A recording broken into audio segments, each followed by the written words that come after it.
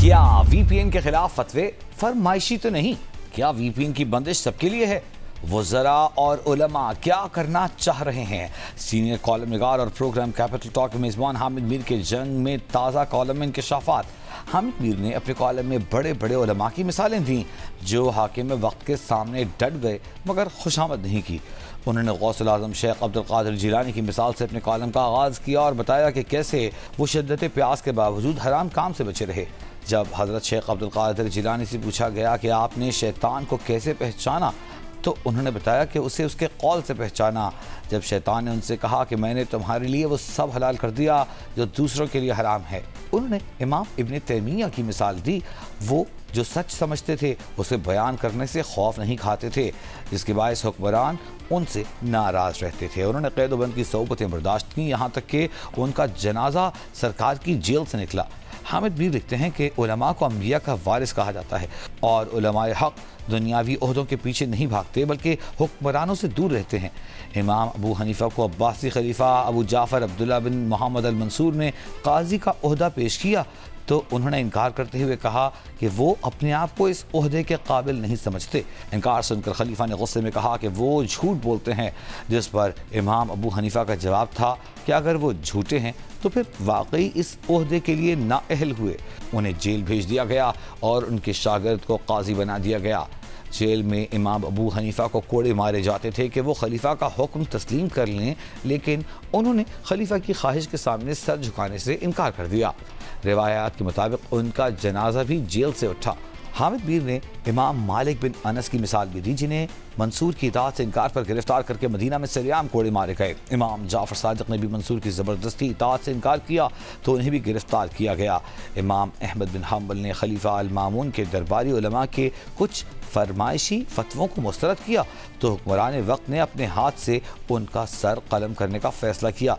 इससे काबिल कि उनका सर कलम होता, हुक्मरान वक्त की मौत वाक़ हो गई। उसके मरने के बाद उसका भाई मोतसिम बिल्ला खलीफा बन गया और उसने अपने दरबार में इमाम अहमद बिन हम्बल के कपड़े उतरवाए और अपने सामने उन्हें कोड़े लगवाए। इमाम अहमद बिन हम्बल रोज़े से थे, कोड़े खाते खाते बेहोश हो गए, लेकिन हुक्मरान वक्त के सामने सर झुकाने से इनकार कर दिया। बेहोशी की हालत में उन्हें रिहा कर दिया गया।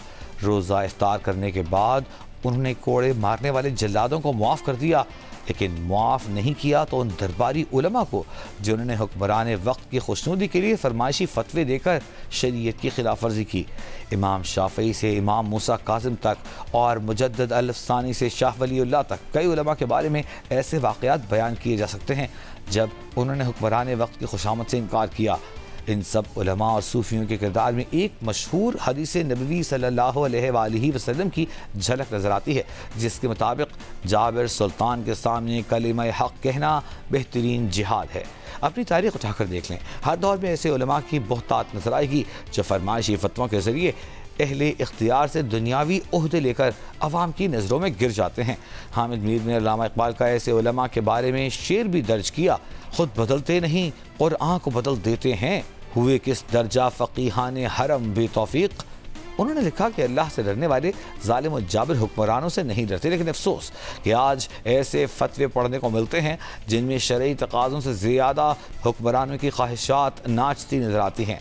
बदकिस्मती से हम सियासत को कुफ्र इस्लाम की जंग बनाकर एक दूसरे के खिलाफ झूठे इल्ज़ामात लगाते हैं।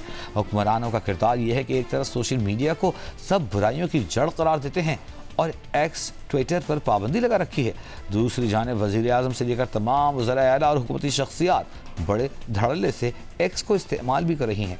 ये साहिबान इख्तियार ख़ुद अपनी पाबंदियों की खिलाफ वर्जी के लिए VPN इस्तेमाल करते हैं, लेकिन अवाम नास को VPN के इस्तेमाल से रोकने के लिए उलमा से फतवे जारी करवा रहे हैं।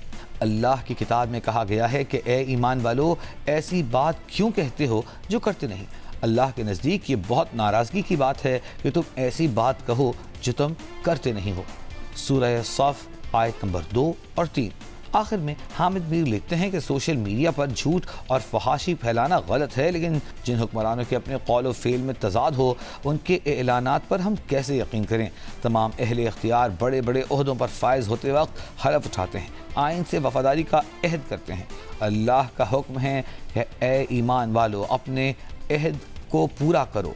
उलमाए हक अपने हुक्मरानों के बारे में क्या कहेंगे जो अपने अहद पूरे नहीं करते और वो कहते हैं जो वो खुद नहीं करते।